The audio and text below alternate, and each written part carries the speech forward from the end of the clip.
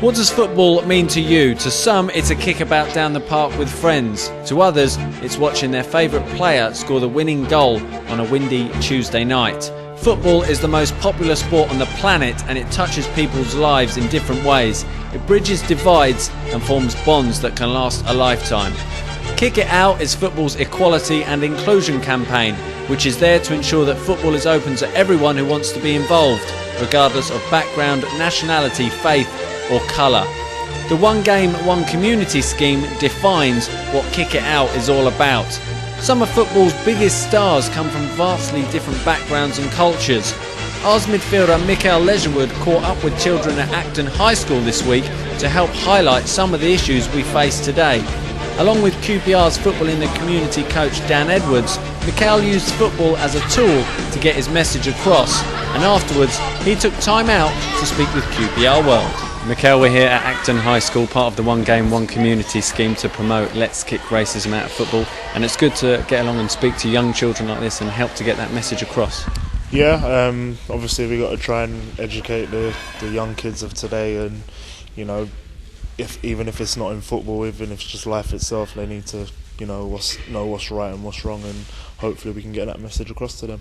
That's the important thing. It's as much a social message as it is a football message. Yeah, definitely. It starts out of football, doesn't it, and then it gets brought in, and if we can try and teach them as early as whatever, as soon as they start to walk and talk, then I'm sure we'll get the message across to them. Certainly in England we've made great strides with the anti-racism message, but as we saw recently with Emil Heskey playing for England out in Croatia, it's still a problem. Yeah, it's a shame, obviously, in this day and age that people are still hurling racial abuse at players and people. So it's something that obviously still needs to be addressed, and doing things like this, hopefully we can tackle it. And turning to QPR and football matters, of course, it's been the international break. Has it been a painful 2 weeks, having had the poor run just prior? Yeah, obviously it's disappointing, to go into the break with a bad run of form, but everyone's well rested, and hopefully we can put in a good performance against Forest. In many ways, has it worked to QPR's favour, because we were producing poor results, certainly points-wise, so to have a break, recharge the batteries and get going again, it might be the best thing. Yeah, it's difficult really, because after a bad result you want to just get the next game to go and put it right, but we've looked, some of us have looked a bit tired, and we might have just needed the rest, and just do a few things out on the training ground, and hopefully we can get it right again.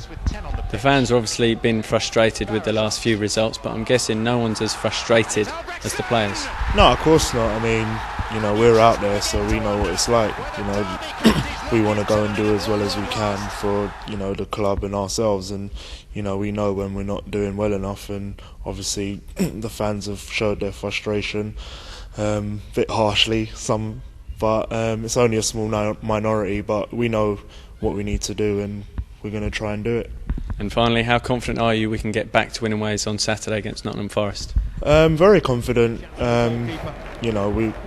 We're a decent side at home. We've had a bad couple of results there, but at home, we've looked really solid, other than the Blackpool game and Derby. So if we can get back to that form, that fast attacking football, which we all like to play, and I know people like to watch, then I'm sure we'll be a threat.